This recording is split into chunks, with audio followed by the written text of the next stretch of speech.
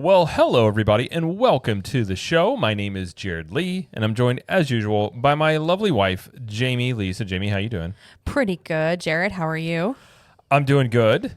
We talked about it on the Disney show, but we went and saw How to Train Your Dragon, the live-action remake. What did you think about the movie?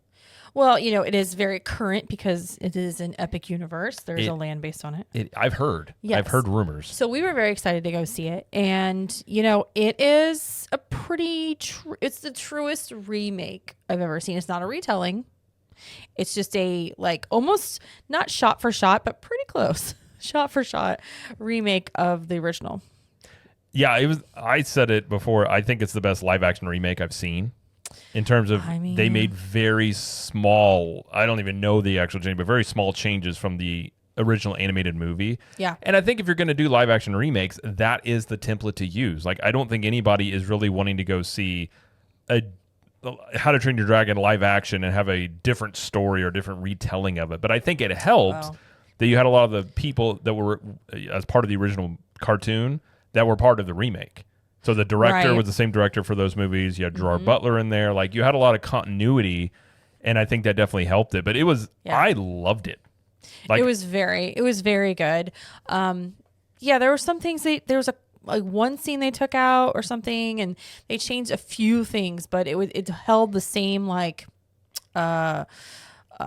same feeling as the first one. It seemed beginning, middle, end. All that stuff was the same. So I was really happy with it, and I guess you said that they are going to do a sequel. They announced they're doing a second one. Is that the first time they've ever done a sequel to a live action remake of a sequel?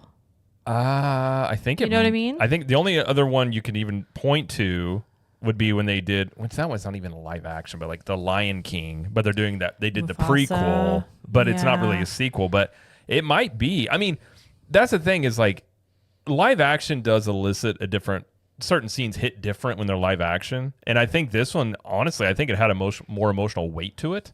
Just being live action and seeing it that way. Yeah. But halfway through, I was like, I'm really liking this movie. And I didn't really have any expectations going in. I was just like, well, we'll see. I've said many times, I do not like live action remakes in general. I just think that they're lazy, way overdone at this point. But if you're going to do them, this is the template to use. Yeah. It was great. And our kids loved it. Yeah. And I think it's obviously going to help Epic Universe, because then you're going to have renewed interest in. I mean, literally, there were scenes in that movie that were just like the Isle of Berk in Epic Universe. Just crazy. Like this town square or town center with the fountain and stuff. It looked exactly the same as what they have in Epic Universe. So yeah, it was great. Yeah, great. It's doing well. It's still number one at the box office the second weekend. It's probably not going to hit $1 billion, but no, probably not. It's doing very well, and I think at this point, it's almost already at where the live action remake, the first one, hit money wise. So I think it'll be very profitable, and yeah, I mean, very, very well done. And I was not expecting to come out of there and think that highly of it, but very good. Yes. With direct ties in to Epic Universe and Universal Studios for sure. So great timing. Yes. But we're not going to talk about just How to Train Your Dragon, although we will talk about Isle of Berk, because we do have some Universal news we're going to go through and talk about, because there's always news going on now. And we're also going to do the top 3 things you have to do when each land at Epic Universe. Yes. Which includes How to Train Your Dragon, Isle of Berk. Yes. So I would say before you go in, see the live action remake. I think that'd be a great appetizer before you go, because then you'd be Toothless in the land looks exactly like in the movie. Yeah. And that's the thing, the CGI of that movie was fantastic. That's what everybody's been saying too. So yeah, you got to see the movie before you go to Epic, either cartoon or live action.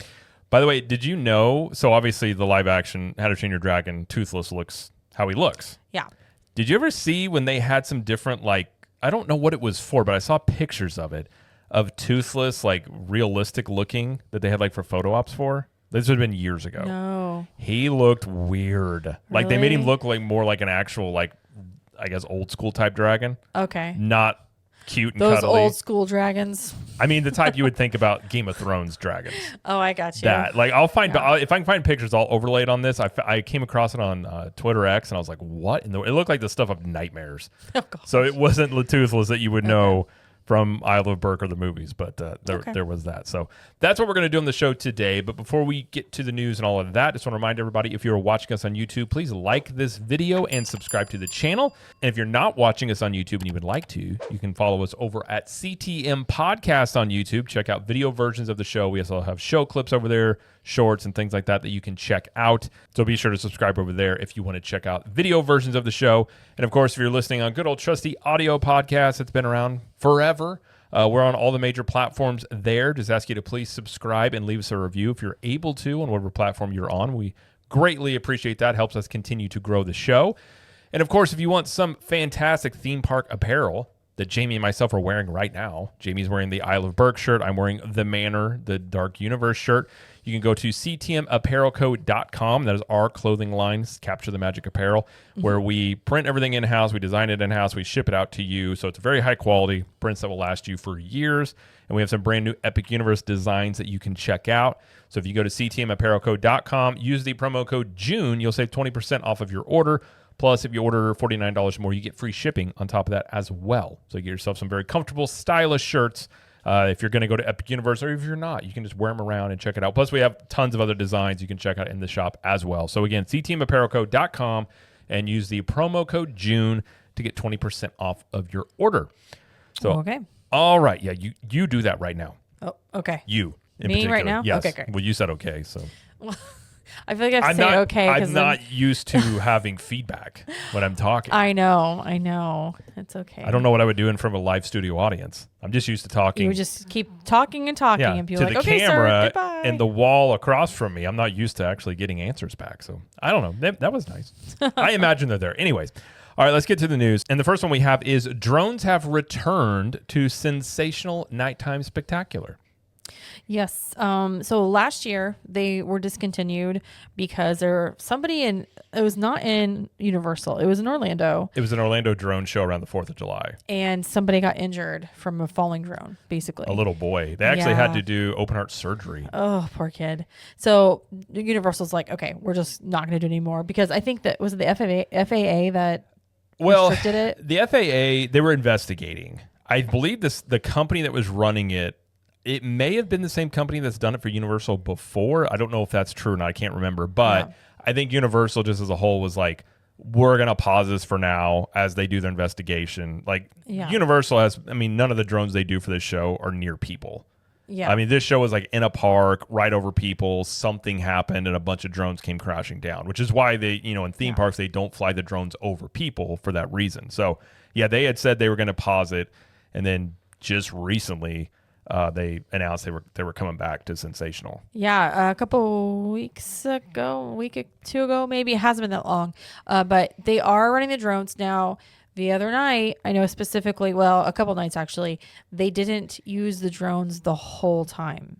Still a great show, but there may be times if you were going to watch it here in the near future, you may see them not use the drones in specific parts or whatever. So they're still it seems like they're still slowly bringing them back or changing it up if they need to. Yeah, I will say the drones add a cool element to that show. Like I love that show. It's not the same level of say a Happily Ever After. It's kind of more of I think it's a better version of Phantasmic.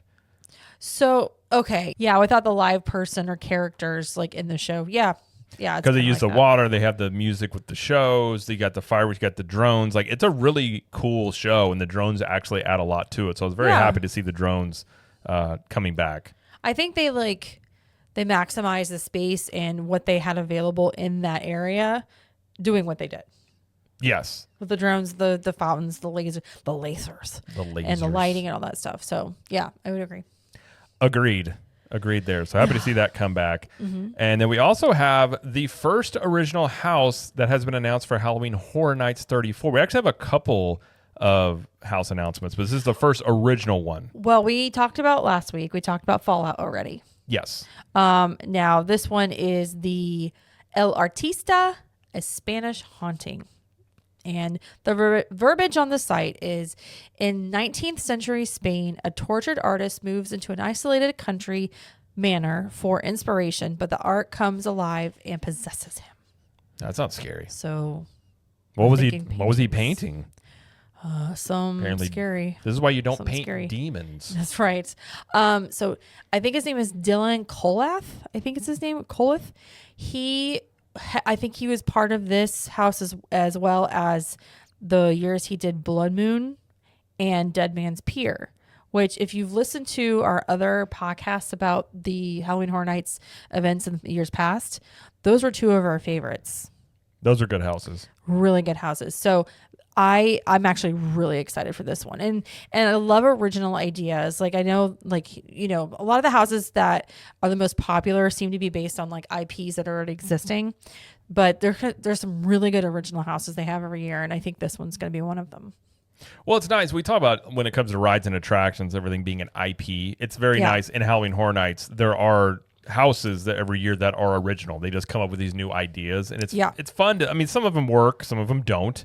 Right. Some of them are hit or miss, but I do like to see the inventiveness of coming up with these ideas and like what they're able to do. It kind of gives them like free reign to kind of just tell whatever story they want to tell. Well, and they also have like built up a lore within Halloween Horror Nights itself, where they have IPs that are based on existing IPs from years past. Yeah. And they just build on that. So that's actually kind of fun too.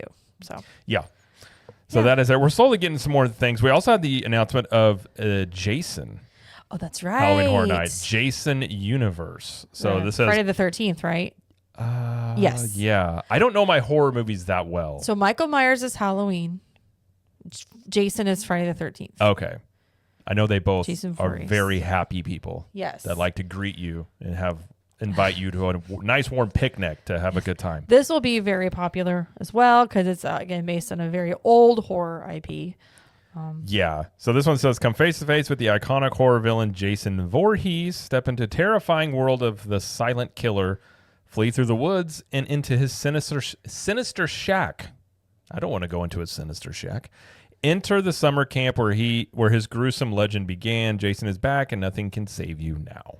I want some Crystal Lake stuff going on. I imagine they'll probably have that. Yeah. So good. I want a shack now that just has a sign that says Sinister Shack. Sinister Shack. I don't feel like anybody would go in there. They'd be like, I'm staying out of the Sinister Shack. But so that's 3 houses that have been announced so far. So yeah, and like the Five Nights at Freddy's is not going to be a house. We'll see how they work that in there. Yeah, because like what that's going to be, I'm not really sure. Yeah. But I think, I mean, I'm curious what else they're going to announce. I think this will be a very big year for Halloween Horror Nights, just given. It grows every year. It grows every year. Plus, you got obviously Epic Universe and a lot of people, a lot more people coming to Universal. So it very well could be a very. I mean, it's already a busy event. Yeah. So we'll see. I'm really curious this year if you have to reserve your ticket if you're a Premier Pass holder. Yeah. I do wonder if that is going to help the crowds out. I hope so. I hope that's the whole point of it. I mean, really. Yeah. Because we don't even know how to do that yet. They haven't released any information about that. They have not. They have not. So yeah, I'm curious because that's been, I would say, my only complaint about Halloween Horror Nights is just how crowded it ends up getting and like how long you wait for houses. Just on random. I mean, some nights can be not as bad as others, but I'm very curious about that little wrinkle in it this year. But yeah. But we shall see. And as there are more house announcements, we will talk about them on here. And then eventually we'll just do a whole Halloween Horror Nights roundup of what you can expect and what we're looking forward to and all that stuff as we get closer to the event, of course. But yes, sir. All right. And the last bit of news we have is Jaws officially turned 50 last week. That shark is 50 and hanging out in the water, getting its AARP card. Wow. And AP's got a free mocktail at the AP Lounge on Friday. Yeah, so they've been kind of slowly celebrating Jaws. Like I say he, as in like his name is Jaws. I've always thought him as a he, but I don't know. Well, I didn't his name is not Jaws, but I'll call Jaws the shark, whatever. That's we can his call name. him that. They featured Jaws in the Mega Movie Parade that debuted last summer, and Jaws isn't present in like the tribute stores and like the retro summer one, and like we keep seeing things pop up here and there, but they're really amping up the Jaws stuff this year. So there's a whole Amity Island area that's set up in San Francisco, basically a whole area where Jaws, where Amity Island used to be, and it's kind of set up over there. It looks pretty cool. There's like some photo ops, you know, you've got the hanging shark Yep. from the upside down. So Now, do they have, I think in Hollywood did they have the captain in Orlando? they did it. Yeah, they did for a little bit. I Okay. don't think they have. I don't think they do it anymore. I like the idea of just a fishing boat captain hanging out talking about Yeah. Jaws. Yeah, the mayor was there. I mean, they kind of pared down the parade this year. They did pare down the parade a little but- bit. I didn't see the mayor or the captain walking around them as much. Yeah. But I still get like it. that parade. I get it. Yeah. They did change the Jurassic Park float. Yes. It was different this year than it was last year. At least the one we saw last year. Again, they're just making changes. It's fine. Yeah. But the APs got a free mocktail at the lounge on Friday. They made an announcement that something free was coming, and I was like, well, Jaws is turning 50 on Friday. So I was like, it's something Jaws. Right. And sure enough, it was. And so the line for this was really long at the beginning of the day. So they don't open until 11 and they close at 4. So there's only like a 5-hour window you can actually go to the lounge and get it. But yeah, it was like this mocktail with a gummy shark in it, and it was like kind of a soda based drink. But everyone said it was pretty good.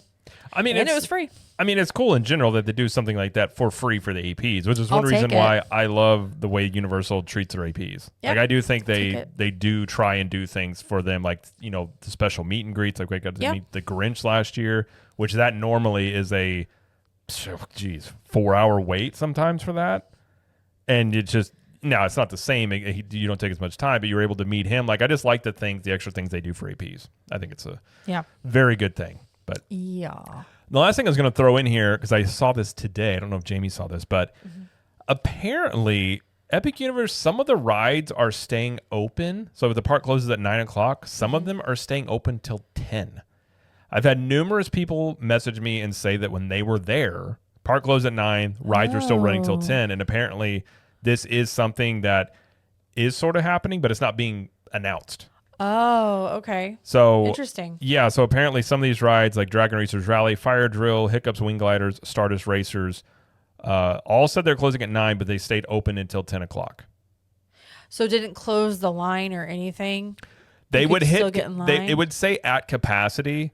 Okay. So some of them, like Ministry of Magic at 9, did say at capacity. I think Hiccups did as well. So some of them, Okay. the more busy ones, they were saying at capacity. They weren't allowing more people in, but other ones were allowing people in. So Okay. I've also heard some reports too. Some people are saying on the days they've been there that the early morning access is including other lands as well than what is advertised. So I think what Universal is doing is just actively tweaking with hours and things and seeing how things flow. Because I do think they're still trying to figure out flow of this park. Because obviously this park has some, it's not at full capacity yet.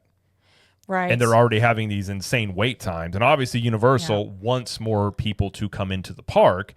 And you're going to have to figure out some of these issues to get that capacity up to make more money. So I think that's part of it as well. Well, I think it's very interesting. And like we kind of talked about this in the Disney show. And I can make this parallel because I feel like both Disney and Universal are going this way, is that they're scaling back the amount of rides they do in one area. Both places are doing this. Yeah. So like with Epic Universe, the most of attractions we have in one land is Isle of Berk, right? 4? Yes. Okay. And 2 of those are very, very kiddish rides. And then, Nintendo World has 3, Yoshi being like a very kiddish ride. And the other two have 2. And then Celestial Park has 2 as well. And it's like the norm is becoming like, okay, let's do a land that's very themed very, very well, but we're only going to do 2 rides. Well, yeah, and like a lot more of the budget obviously goes to the theming of those lands and things, I'm sure. I get it. Yeah. And it's more cost effective to not have to build more attractions. Yeah. I get that. But I think what you're talking about, like Epic Universe still like gaining its, capacity levels and like getting up there, and they're still having problems with wait times. it could have been solved better if there were more rides in the park. Yeah, it's maybe also one more ride per land. It's also a question about the park is laid out very differently than other theme parks. And that was a question going into it about like these portals, like is this a good thing for crowds? If you look at the actual amount of attractions, I mean, there's just as many here as there are at, say, Hollywood Studios. Yeah. And there's more than, say, Animal Kingdom. I think some of it just comes down to how the flow is with this park and it's other things to do. And on that topic, they're actually addressing this very quickly, as there were permits filed for construction in Epic Universe already, not for an expanded land, but they're doing a construction for an entertainment venue. I do think that'll be next to Celestial Park. So this is from...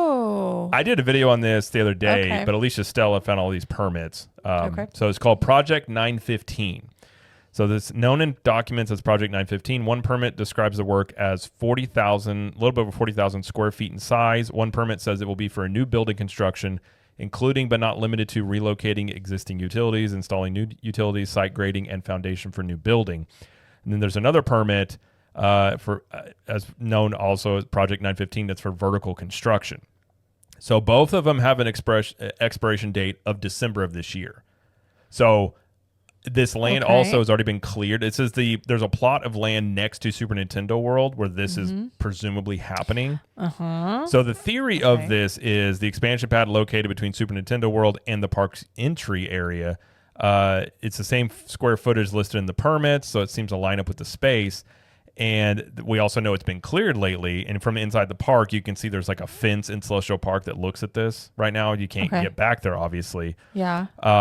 It was originally rumored to be where they were going to put the parade building, but that seems to have been moved. So that may be going closer to, say, Dark Universe. So they do have plans for like a parade here eventually. Like I said, that would be cool. This park's not, I mean, it's open, but it wasn't done. And granted, theme park's never really done, but so the newer rumors for the expansion are for some sort of multi-purpose soundstage or theater structure to be built, which would add a new event venue to Celestial Park. It says, however, these may just be guesses based on older rumors, but we won't know for certain until permit documents are filed. But that would make a lot of sense if it was for some sort of entertainment venue as something else for people to do to check out. And I think they're going to end up doing a lot more things to try and get people like... They still haven't really done the Celestial Park entertainment offerings that they have they said they were going to do, like storytellers and those people. Oh, yeah. Mm-hmm. I think they're still working through issues on that. They also said the Dragon drones are still being worked on and they're almost ready. Like the ones that we saw were prototypes. And so they're finalizing those. There's also the rumor as well as a fireworks show that some of the people involved at Epic Universe did say is in the works. So there are a lot of things still coming to Epic Universe. It's just, as of right now, they really want to get that capacity up. And I think they're going to do a lot of things to try and have more offerings for people to check out to try and help with those wait times as more people come into the park. And that restaurant that is right next to, like basically right between Starbucks and Isle of Berg. Yes. It's not open. It's not open. There is actual signage of that now, though, that says it is opening in 2026. So it says, there's a sign that says, travelers, pardon our stardust as we ignite a galaxy of flavors and culinary delights coming in 2026. Now, this was the building toward the end of the construction that all of a sudden popped up. Okay. And we're like, what is this? They just needed another place. I guess the rumor of this is it will be Mexican. Like one side will be Mexican food, one side will be Italian food. Oh, that's the okay. That's the rumor. There's actually a lot of stuff going on. They're actually installing bigger seats for larger guests on Stardust Racers and Hiccup's Wing Gliders. I heard this, yes. Called Project 375. So that is, I think Stardust is done and Hiccups is getting ready to start, or vice versa. But they're doing that on the last row. Is that right? That's how I understood it. It was just like the last row they were making it. So it says the smaller project has been reported to be modifications to some of the seats on two of the park's roller coasters. Hiccup Wing Gliders and Stardust Racers have received new modified seating, which can accommodate guests with larger dimensions. The Wing Glider seats have already been installed in the last row of the trains. Okay, that's what I heard. But the ones on Stardust Racers are like in the middle. Oh, okay. So that is something that's happening. And then the fireworks and drones, It was in Orlando Weekly. It was Anitra Pritchard said that they're still looking into fireworks, still working on it. But they've got a little peninsula behind Helios, and you can already see some utilities like sticking up out of the ground. So they're likely to be building a permanent fireworks structure to do it. But they did say that they're still in the works. And the rumor there is whenever they do introduce this fireworks show, that they will also coincide with later park hours, like open till 11 o'clock, maybe midnight. Okay. So a lot of things are still in the works of Epic Universe. Yeah. And I think you could see them do a lot of stuff. I mean, obviously they want the park capacity up because they want to make their money back. They spent $7 billion building the park. Currently, they're having I don't even know if they're over 20,000 capacity right now. It may be close to like 15. And the park's capacity probably ideally is like 40,000. Yeah. So to be able to get that without having 3-hour wait times for every attraction, you're going to have more things for people to do. Right. It's like a balance. It's like, okay, well, we want more people to come, but we don't have the things yet for them to really like have the best time, at least the potential if we have 40,000 people in the park. Right. And you don't want those So people having a bad time and don't want to come back. And you can't park hop yet to the other parks, and there's no APs.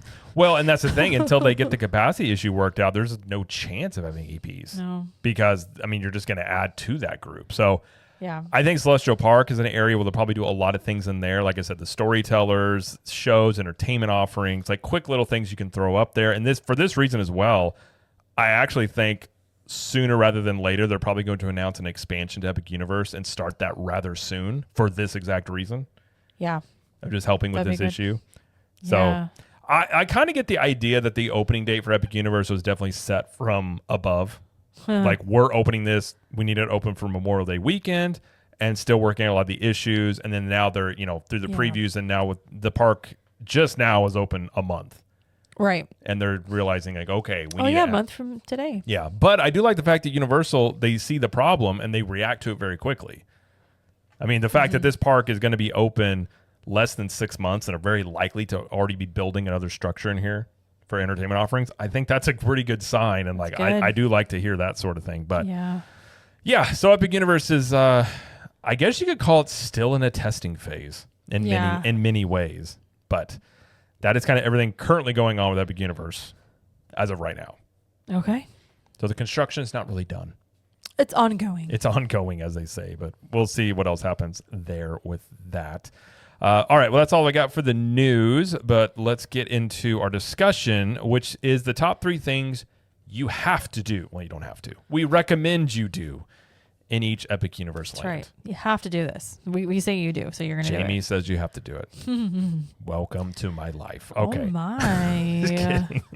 All right, we'll start with Celestial Park. Okay. What is the first thing you would say people need to do? I would say that if you're any type of roller coaster person, you got to do Stardust Racers. You got to do it. Now, you have to do both sides, though, because there's yellow and then there's green. And they are different experience in each side. I've only done yellow, but I've got to do green sometime soon. But Stardust Racers is, some people compare it to Velocicoaster, a little bit like Velocicoaster, but I personally like Velocicoaster better than Stardust Racers, but it's very much on the very similar levels. Okay. So very intense, very fun. Gotcha. Great. Well, I'm not a coaster person. You are to not. that level, I guess I should say. I like coasters, just certain ones, but yeah, I've heard good things about that. Yeah. The second one, I would say Constellation Carousel at night. Absolutely. It's a vibe. It's a vibe. Like, and the thing is, we're not the only ones that think this, because you'll see much higher wait times at night for this than you will during the day. Typically during the day, you can just walk right on this thing. They won't even open it till noon now. Yeah. So, because I mean, like, nobody's on it, which, I mean, I get it. Like, it's one of those things that doing it at night, it's a different experience. Like, the lights are down low, they turn the actual lights up, the music, it's like Jared said, it's a vibe. It's a vibe. Well, and it makes sense they don't open until later, because like if you're just getting into the park, people are going to go do the headlining stuff first, and most people just aren't going to go to do the carousel. Right. So, exactly. but yeah, at night though, it's a completely different experience. It's so cool. Like, and it's much more like dancing on a platform. It's a carousel, but it's a very unique type of carousel. But yes. All right, what's number 3, Jamie? So I would say the food in general, but more specifically, and this is a place that I really want to try, but I've heard nothing but good things, is Pizza Moon.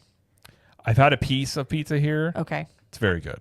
Okay. Which is rare for theme parks to have good pizza. That's why I wanted to mention it, because I was like, when people think, okay, where are we going to go eat in Celestial Park? We've got the Meteor You got Meteor Astro Pub, Oakstar Tavern. You got Oakstar. You got Pizza Moon. You got Bao Bao Bun. You got Blue Dragon, which is got the newer. Frosty Moon there. Starbucks. You do have Starbucks. There's there's tons of food options. Yeah, the Atlantic is somewhere we haven't tried yet. It's very seafood focused. So we may say Pizza Moon and Atlantic, because those views are really cool from inside. But more specifically, if you're into pizza, you want something that's unique but not so theme park-ish, Pizza Moon might be up your alley. And inside, it is so cool looking. I have not been inside. It looks like a steampunk. It has there's a whole. It moves around in the back. It's not a video. It's actual props moving. Looks like a rocket ship going and things like that. It's very unique and cool inside. But yeah, I would say Pizza Moon is probably the one that's gotten the most headlines from people being like, "This is really good." Yeah, and I think it's just rare that you're going to get good pizza in a theme park. Yeah, so that's cool. But I'd say as a whole, I think Epic Universe has done food very well. Yeah. Again, we tried those macaroni garlic cones, which are delicious.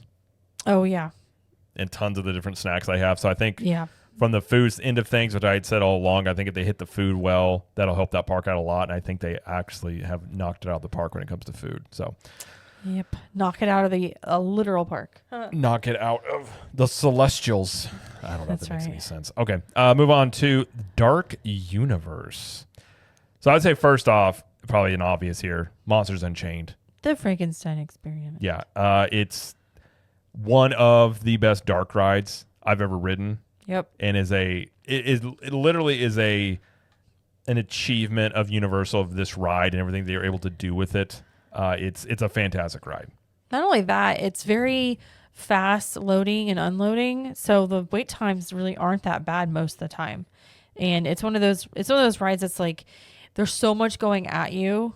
On the when you first do it the first time, you're gonna be like, "Whoa, I gotta go do that again," because there's so much to see. It's almost like your brain can't process it all. Yeah. It's just, and then the story is cool. The animatronics are great, and again, we've talked about this on previous episodes before, but this is definitely one of the best rides in Orlando.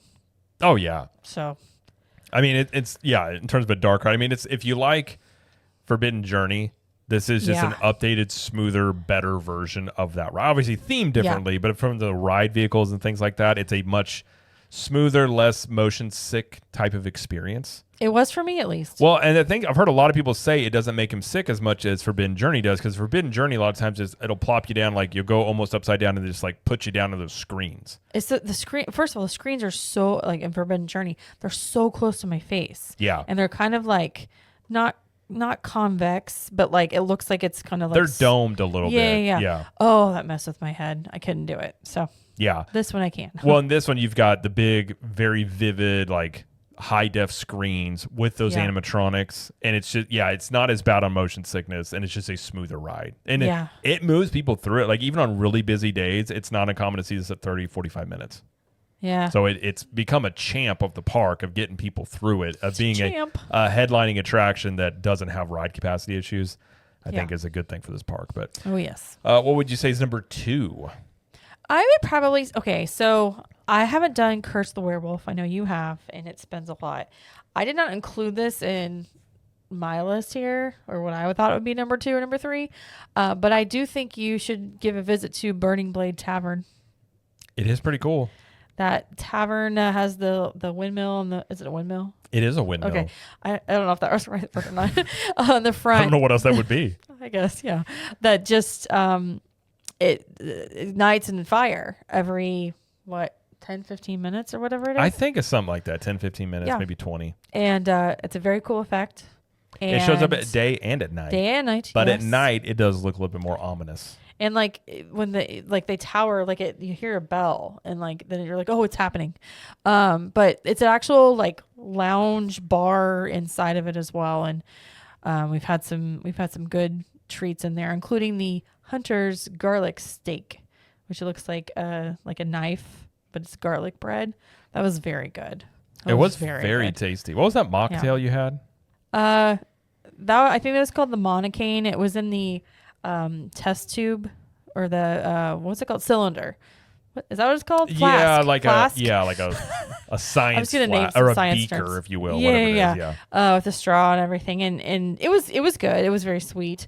But they've got some good like alcoholic drinks there as well. They've got other snacks and stuff you can try. But yeah, I would definitely go here. It feels very Dark Universe-esque. It is cool in there. Yeah.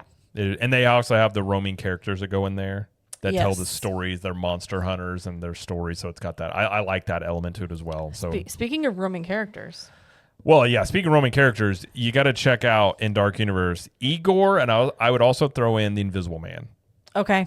But Igor is, you know, when I said like Celestial Park is a vibe, I feel like Igor is that as well. Dude, he is like, I feel like if you go into Dark Universe and you see Igor, you're like, okay, got it. This is the vibe. This is the vibe. I got it. Well, and I will say they've done a great job with the character actors. They've got it. Like Oh my Igor, gosh. over there in Hiccup at Isle of Burke. Mm-hmm. They've done a really good job. But Igor, like he just roams around and interacts, and sometimes he'll pull like body parts out of his bag and show you things. Sometimes he'll act like he's fixing something. Well, who is Igor, by the way? I guess we should. He is Victoria Frankenstein's assistant. Yeah, essentially, yeah. Yeah, he's different than what very he's known through, you know, historically in the movies. It looks a little bit different, but yeah, he just roams around and he's he's funny. He interacts with guests. Only thing I would say is nobody touch him. There's been some people that have been caught grabbing Igor, trying to put him in poses. I'm like, just don't touch character actors. Leave them. Because if you keep messing with them, they're just going to get rid of this. Right. Which is, I love having streetmosphere characters in a land. Yeah. So And then, we can all just behave ourselves. yes, that'd be great. We can keep them around for a while. And Invisible Man he's just very sassy. He moves slow. He will not interact with you unless he wants to. Right. And sometimes he'll just tell you off. And he won't interact with anybody that wants to interact with him. He picks people that are not going to want to interact with him. He's kind of like a cat in a way. Yeah. Really, kind of. He is like a cat. He's like a cat. He kind of comes out when he wants to, and he'll just sit there and look at you and walk away. But the characters in here really bring another level of like theming and liveliness to this land. Yes. And then you've got the and then you have Frankenstein's monster and the Bride of Frankenstein meet and greet. Yes. That's really good as well. So the Also characters good, in here yes. are great. And one thing we haven't done yet is Das Steakhouse. Not yet. That's the I guess it's not a sit down. Well, it's a sit down restaurant. It's a sit down restaurant. Yeah. But we'll try to get that sometime the next time we go to Epic Universe. We've been inside of it. The Yeah. theming is very cool. Oh yeah, it's very good. So yeah, those are the top 3 things that would be good at Dark Universe. Agreed. All right, let's move on to Super Nintendo World. Number 1, what would you say? I'd say Mario Kart Bowser's Challenge. I feel like this ride it's the, I don't know if you agree with me, but it's the epitome of what a Nintendo ride would be. I agree with that. You agree with that? Okay. Well, Mario Kart's one of the best-selling video games of all time. And Mario Kart is, I love Mario Kart, played it since I was a kid. And if you like Nintendo and Mario Kart, like it's perfect for that. And like you're going into, it's like Bowser's castle, and you go through the library, then you go through his office study thing, and you go through basically you're going through his castle is what you're going through. Go through the dungeon. Whatever it is. Yeah. So there's lots of elements to that queue alone that make it worth it. Like even because I remember the first time we went through, I was like, I don't really care if it takes a long time to go through this queue. I'm very entertained. Yeah, like just reading everything, looking. There's at lots of everything. Easter eggs that So good. If you play Nintendo games, there's stuff in there you'll pick out and be like, oh, that's cool. Like little books in there about like one of them was about like how to hit on Princess Peach. Right. Or like how to defeat Mario or a plumber. Like it's just got some funny books in there you'll find and things like that. It's very good. So, and also the ride obviously is also very fun, and it's different every time because it's a game of points. You rack up the points coins. You rack up the coins to get a high score or whatever. Coins can be substituted as points. But Okay. yes, that is true. Okay. I will say this ride sometimes gets flack from people. It's not the greatest ride I've ever ridden, but it's a lot of fun. And once you kind of figure out how it all works, like for me, I'm competitive, so I enjoy the gamification of it. Obviously, being based off of a video game. Yeah, it's got a lot of rewritability for me of beating my previous high score, which I did because your mom, the first time she wrote it, randomly got the highest score. Yeah, she did. Still don't know how she did that. She doesn't know how she did that. So I wrote it again, and I beat her score. So I think my top score now is like 170 on this, which is not the top score. I think that people are getting like 200 or 300s on this. But okay. I think it's fun. I'm not very good. I still have fun though. It's a fun ride. Our kids enjoy it too. But yeah. Number 2, I would say, is the interactive challenges that you have with the power-up band. And I would tell people it's worth getting at least one power-up band. You don't have to get, like, if you got 2 or 3 kids, you don't have to get every kid a power-up band because that's going to be like $150. Do you know kids? I do know kids, but if you want to save your budget and your wallet, you can get one and share it, and you can still do all these things in here. But our kids loved those power-up challenges. Yeah. Well, they each have one. So. Well, they do, but I'm just saying, at the very least, get one and you can do these things. Do as I say, not as I do. Right, Jared? I'm just saying, for people that if they don't want to spend the price tag, if you get 2 of these, it's going to be well over $100. Right. At least get one because it does unlock things you can do in here. Yes. But the extra games and like the Bowser Jr. Challenge stuff, like it has, I mean, our kids spent hours playing with that stuff. It was so fun. It was so fun. I thought it was fun. I did too. And I think it adds a little extra element. So technically there's 3 attractions in here, but if you count the power-up bands, it's like 4, but multiple things underneath that you can interact with more. Yeah, there's like the plant. What's that plant called? The piranha plant. Yes, there's a piranha plant game like that. There's Bowser's Jr. Challenge. There's one where it's like the Toad guy. I don't know. Like That's Toadstool. I'm sorry, but yeah, there's a lot of things to do with them. There's one you got like the slot machine from the video games and stuff like that. There's a lot of things in here, and then once you got to get keys. Once you get all 5 keys, you can then go do Bowser Jr.'s challenge, which that is actually a lot of fun too. Yeah, it's like you become part of the video game and you take on Bowser Jr. So our kids and even myself, we had a really good time with all that. So I would highly recommend that's something that you should do. Yes. All right, what's number 3? So I would say meet any of the characters. I have a 3B. This is my 3A. I'll say 3A for meeting the characters. But we met Mario and Luigi. I really want to meet Princess Peach. Yeah. Because they also speak, so that's also cool too. They do speak. I want to meet Toad as well. I'd like to meet Donkey Kong. Love to meet Donkey Kong. Every time we've gone to Epic Universe, he has not been out. He's just sleeping in his tree house. He didn't feel like getting out really. Yeah.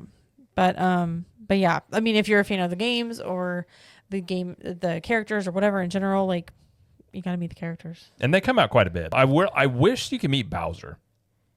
That is one I wish they had. Yeah, or Yoshi. Yeah. Well, Yoshi probably will come. I think they just introduced Yoshi into Universal Studios Hollywood. Yes. So likely Yoshi will come. But yeah, Yoshi would be great. Bowser would be great. And then, they can always, there's tons of characters they can introduce. I mean, they wanted to go the princess route. There's tons of Nintendo princesses they could do as well. Yeah. Yeah. What's your 3B? Oh, my 3B would be that banana float thing you got in Donkey Kong area. Oh yeah, the bubbly barrel. That was so good because I'm not gonna fret on here. The food in Super Nintendo World we thought at least I thought was lacking the most. We thought the other lands as a group like had more better food. But it was the Donkey Kong Crush float. Yeah, so it's got with the mug. Yeah, I got it with the mug, but banana pineapple soft serve float basically. It's so good. It's got I think it's also got banana Fanta in it. Yeah. With popcorn pieces. I want to try this again. The last time we had this, I kind of had a cold and I could taste like 25%. Oh, I forgot about that. So I didn't really fully taste it. What I did taste though, because if you sometimes can't taste something really well, banana comes through. So I was able to taste some of it with it. But yeah, it is really good. I love banana flavored. Yeah. Yep. I'm a big banana or banana bread. I'm all in. Okay. Actually, I'm surprised more places don't do this. Gideon's at Disney Springs had a banana bread cold brew that I got one time. Delicious. I have no clue as to why they don't make it a regular thing and why, like, say, Starbucks or other places don't do a banana bread cold brew. I don't know. I would get it constantly. So I'm actually glad they don't. they had a banana bread cookie at Gideon's as well. But guess why? I can't have it. No, it's probably got nuts in it. It's got nuts in it. And I was like, there's no way they're going to make this without nuts, like, specially for me. Although we went to Universal Studios like 2 weeks ago or last week, and we got the Back to the Future milkshake, Yeah. the rock and roll. Yeah. That one had nuts in it. And Yes. it didn't make you sick. But the thing is, I drink like 2-3 sips, and then you're like, does this have nuts in it, or does it taste like peanut butter? You had more. And I was like, it Well- does. And then I was like, I better not have any more just in case. But I was okay. Yeah, it was like halfway through. And then I took a sip of it because it has those wide straws, and something was crunchy, and I was like, those are nuts. And then I asked you if you felt okay, because I mean, you don't have like where you can't breathe. You'll Right. get like sick to your stomach, Right. And you were like, I'm fine, but I got to the end of it because I just ended up Yeah. finishing it, and it for sure had nuts in it Okay. because it was Rocky Road ice cream, and I didn't think about Yeah. it until Rocky Road has nuts in it. Well, maybe it just had more of the other stuff to, like, I don't know. Maybe like, you've healed your allergy. that would be so good. But we'll see. I mean, I did it. It was okay after that. But I just, like I said, I didn't have a lot of the shake. And then when you mentioned it, I was like, those are nuts? Because I didn't have any of the nuts. You said there's nuts on the bottom. I was like, oh gosh. Yeah. If I hadn't noticed that there was nuts and they're crunchy like that, I would have been like, and I'm done. Well, I kept watching you afterwards to be like, are you? I think you were fine. So I was I'm fine. like, okay, yeah. That's crazy. I will Anyway. say the Donkey Kong Crush Float does have pieces of popcorn on it, which sounds weird. I don't like it.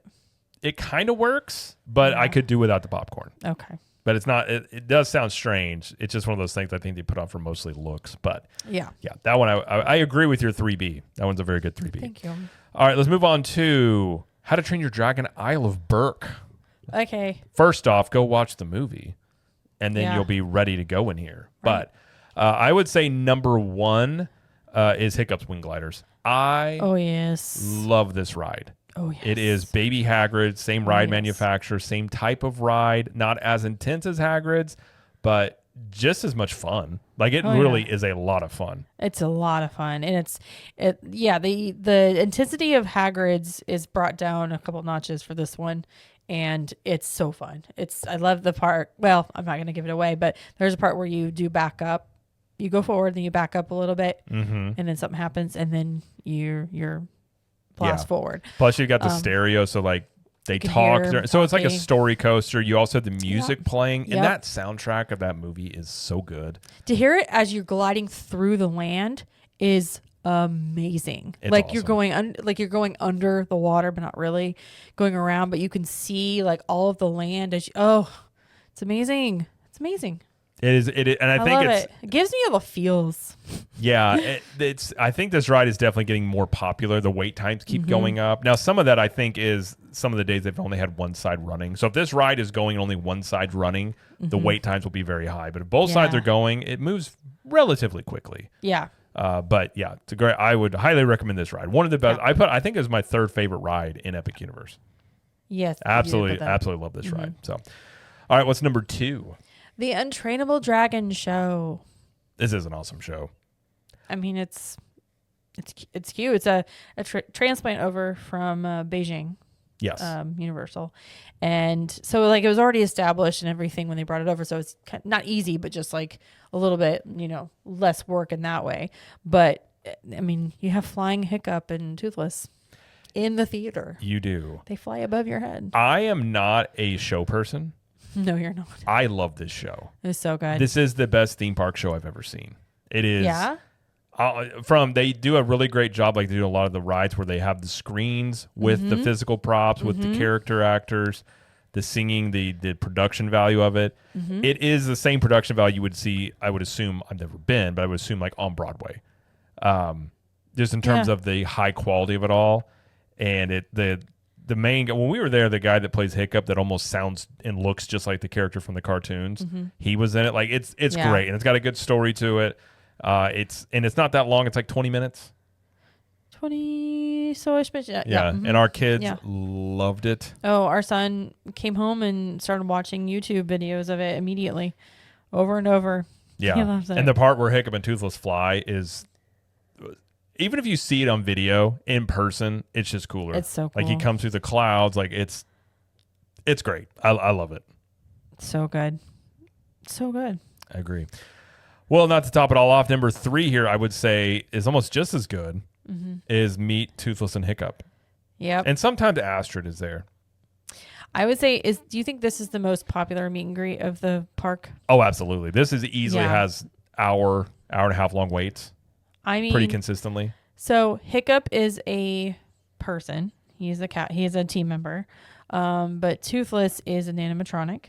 And he is kind of propped up on this little rock thing, and he moves, he blinks, he makes some noises. Like, it's obviously it is not a real dragon, but it might as well be, because that felt like it.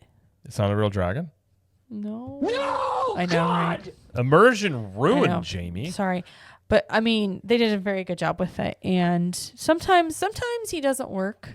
Sometimes he's just taking a nap. And they bring Astrid and Stormfly out. And Stormfly is not animatronic. That is an actual dragon. Yeah. Yeah. Real dragon.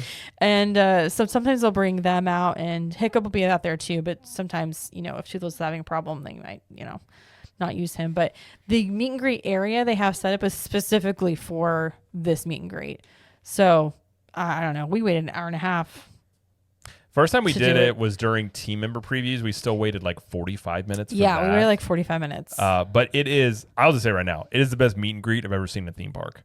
And it's genius because Toothless is animatronic. He's being controlled by somebody. And that's a cool thing. Like when our son did it, like they react, especially with the kids. Like they react individually. Like if the kid's kind of shy, Toothless will be kind of shy. And the character actors do such a good job. Like did such a great job with our son. I mean, they will take like 5 minutes with each party. Go through. That's one reason why the wait times are so high. But it's also genius because it's animatronic. You don't have to do a lot of times you're waiting to meet a character and then they got to, we got to go take a break and they have to switch them out because they can't be in costume that long. Right. The only thing here that has to change out are the character actors that are the handlers for him. Right. But it's great. It is worth, I mean, if it's an hour-long wait, just wait and do it, especially if you have kids. It's a really cool experience. So good. It's so good. No express pass for this. Yeah, that's probably a good thing, though. Oh, I agree. It would be a mess if they had express pass here. Yeah. But yeah, very, very cool. I mean, How to Train Your Dragon, Isla Burke in general, like if you've got kids, if you like the movies, like this land is incredible. Yeah. In general. There's many more things we could list here, but I think those are the 3 top things I would say. Yes. Do you have a 3B or anything? Oh, not for this one specifically. I would say the 3B would be get that macaroni cone. Oh, yeah. That was pretty good. At Grog I think you liked it more than I do. At but Grog and Gruel. Yeah. Oh my gosh, that thing's so good. Yeah. Mac and cheese is not my thing, but it was good. It was good. Yeah. That's kind of become the hit of the, I would say the park in general. But all right, let's move on to the Ministry of Magic. Okay. So number 1 here is probably not going to be too surprising. I'm shocked. Harry Potter at the Battle of the Ministry. Great ride. I think it's the best ride in the park. One of the best rides ever created. Just due to the scale, immersion, like everything going on with it from the queue to going through it all to the ride itself. And they've even added a couple extra elements. I saw that. I'm telling you, they're constantly working on stuff in this park. Yeah. So they're tweaking this ride still, but it's a fantastic ride. If you're a Harry Potter fan, if you ever want to be in the Ministry of Magic, here you go. Absolutely. It's amazing. It's amazing. At scale. At scale. That's the thing I always tell people. It's in the ministry at scale. Like I was explaining this to somebody and they're like a big Harry Potter fan. I was like, right, okay, Ministry of Magic. They're like, yeah, I love it. It's that good. I'm like, at scale. They're like, what do you mean? I'm like, it literally is the size that you see in the movies and you walk into it.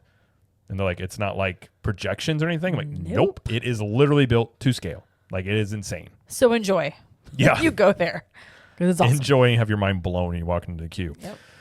But all right, what would you say is number 2? So for 2, I was thinking more along the lines of food this time, and I was thinking of the beer which is like it's butterbeer. Mm-hmm. So butterbeer treats. So butterbeer drinks or the butterbeer crepe. Butterbeer that we crepe is had. really good. So delicious. So good. And butterbeer is obviously very popular here and the other Wizarding Worlds. But this is just one of my favorite things to ingest. Ingest. And this land. I too like to ingest certain foods and lands. I do want to try the butterbeer crepe again because it was the same time we went and I couldn't quite taste everything. Mm-hmm. So I couldn't really taste it all, but I do want to go back and try it again. But yeah, I mean, and the restaurant, it's in there. I forget what the name. It's the Serene. Yeah, Le Serene Cafe. Mm-hmm. It's that thing is massive inside and gorgeous too. Like again, this land as well. Like everything's built at scale as well as the ride in here. I mean, it's Paris, turn of the century, so it's very beautiful. Yeah, Wizarding Paris, if you will. Wizarding Paris. Yeah. At number 3, I'd say Le Cirque Arcanu, which is the show in here. Now, I will say a weakness of this land is you have, obviously, a pro and a con here is you have Battle with Ministry. Mm-hmm. But you can tell the entire budget went to that ride because that thing is so massive and huge. Right. So there's not another ride in this land. You have the food elements, but butterbeer it's a known thing. It's not really specifically like just for Ministry Magic, but Le Cirque Arcanu is a good show. It's not as good as Untrainable Dragon, but it's still a very cool show. Yeah, I agree. Yeah, I definitely like Untrainable Dragon better, but this is the other attraction in this land. So, if you're not going to do Battle of Ministry, then you can do the show. Yeah, and it helps if you understand a little bit of the Fantastic Beasts movies. This one, the land itself is Fantastic Beasts. The ride is based off the 1990s Harry Potter. So that's the whole thing with this land, and there's time travel. It's not confusing. Not at all. It's fine. Nope. But yeah, I would say Le Cirque Arcanu is not maybe do every single time you go, but it's worth checking out at least one time when you go. I will say this land. Okay, I'm going to say this, and I'm going to deny it if I ever say it later. And what if I fall in love with it more? But this is my least favorite of all the lands. Well, we've explored it the least amount, to be fair. But I agree with what you're saying. It has the least amount to do, in my opinion. Now, we don't have wands. Now, if we bought wands and want to do some of the spells and stuff with it, maybe it'd be different. What I was going to say a 3B would be doing the interactive wand experiences, because there are a lot of them in here. Yeah. But yeah, what I was going to say is that even though like it may not be my favorite land, you can get some beautiful pictures in here. Oh, yeah. Like gorgeous pictures. If you want something, again, Paris turn of the century, this is your place to go. Yeah. But yeah, so yeah, those couple of things are definitely the things to do in Ministry Magic. I agree. Completely agree. Completely. All right. Well, that's our list. So we'll go through Celestial Park. We said Stardust Racers, both sides. Mm-hmm. Constellation Carousel at night. Pizza Moon, and the food in general in Celestial Park is something to check out. Dark Universe, we had Monsters Unchained, Burning Blade Tavern, Igor, the Invisible Man, and all the roaming characters and meet and greets you can do in there. Super Nintendo World and Mario Kart, the interactive challenges with the Power-Up Band, and then meeting the characters in that land. And the Donkey Kong float. And the Donkey Kong float. I would also add Minecart Madness, but we can only choose 3. So I would not choose Minecart Madness. Jamie would not choose Minecart Madness. Unfortunately, I would not. No. Isle of Berk, Hiccup's Wing Gliders, Untrainable Dragon Show, Meet Toothless and Hiccup, and get yourself a macaroni garlic cone. It's really good. Okay. Go check that out. And then Ministry Magic, Battle with Ministry, Butterbeer, or Beer Bure. There we go. And then Le Cirque Arcanu, and or the interactive wand experiences there. So I think if you're looking for a quick hit list on things each lane has to check out, I think that's a pretty good one. Yeah, I agree. And I think most of these, like, you could do all this stuff in a day probably. Yeah, you could. If you're playing your day out well, you could do all this stuff there. So I think that's another plus of this. But yeah, I mean, we'll do lots more stuff about Epic Universe, but I like that list there. Yeah, me too. I agree. Anything else you want to add? When they do eventually have a fireworks show, maybe this will be one of the things we add to the top 3 of Celestial Park. Yeah. But I'm looking forward to seeing it grow more. And whatever they have to offer, including like the parades or fireworks show or more characters or whatever it is. So I am really curious to see what this park will look like by the end of the year. Like Christmas time. Yes. Like, what do they do for Christmas? Like, how, there's still, I mean, the park's been open a month. Right. They're making strides. Now, I also have heard they're making a lot of strides on Battle at the Ministry where that has actually become very reliable, and the wait times have not gotten, have really aren't that bad lately. It's because they got rid of that drop. It might be the drop. It also could just be they're going to work through the kinks of all these rides at some point. So I have heard that's become more reliable. And I also think too, like you talk about the wait times in the park, like once they work through a lot of these issues with the rides, like a lot of these wait times will go down. And then you can look at it and say, okay, if the rides are all working, what are some extra things we can add in here? And I think that may be what they're addressing. So, I mean, if they do the entertainment show in there, like what that will be themed after, very curious about. But yeah, like I said, I'm very curious about what this will look like toward the end of the year. But yeah, it's a great park, great bones, and they're just going to keep adding to it. So yep. Completely agree. But all right, well, I think that's going to do it for the show. Be sure to check us out on social media. We're at Cap the Magic everywhere. And we do lots of I think all the ones, if you want to message us or anything, Instagram's the one we're the most active on in terms of those. I'm on Twitter X, but sometimes I don't feel like messing with Twitter X. I don't like fighting with people online just for no reason, and that's kind of what Twitter's built for. So I just, if you message me on there, I'll probably see it, but I don't really post a ton on there necessarily. But I do over at Captain Magic on YouTube. I have daily videos, usually 1 to 2 videos a day talking about theme parks and pop culture. So you can check that out over there. Almost at 13,000 subs there. So go subscribe over there if you have not. And then, of course, video versions of this show over at CTM Podcast on YouTube as well. And with some other shows on the network, we have the Disney show we do every Thursday. And then Jamie has Trip Tales, which is her trip report show. And you had one come out last week? Yes. CTMTripTales.com. If you want to sign up to have your trip featured on the show, you can be my guest. And I'll have a new episode coming out in about a month. It'll probably be like 3 weeks into July-ish when I actually get another one out. So, go to ctmtriptales.com to fill out that information if you want to be on. Yes. And I guess I should promote, I don't do it enough, capturethemagicpodcast.com. If you want, that's the home base. You can find all the episodes there, articles, and all the information about us there. You can find there at capturethemagicpodcast.com. So I should promote that more. Sometimes I forget to, but and speaking of promote more, if you like what we do, you want to contribute to the show, be part of a cool group, interact with us a bit more, you can join Club 32, and that's our private group, kind of like our own Patreon, where we have a private Facebook group, we have a private podcast feed, we have additional content like the Clubhouse, we do weekly live streams over there, plus you get 20% off of C-Team Apparel and 1901 Candle Company products year-round automatically. We do meetups twice a year. And just it's a good group. If you've got questions, you can always ask in there because a lot of people in there go to the parks quite a bit. Like I said, interact with us a bit more on live streams and ask us questions and things like that. So if that's something you want to do, you can go to ctmvip.com. We have monthly or yearly options. You can even do a free trial, or if you do a yearly, you get a free t-shirt. So either way, you get something for free and help keep the lights on around here running this show and everything like that. So if you want to join there, again, ctmvip.com. If you'd like to join, we would love to have you. So all right, well, that's going to do it for the show. So thank you, everybody, for listening and or watching. And thank you, Jamie, for joining us. Thank you. And as Jamie always likes to say, we will see you in the parks. Bye.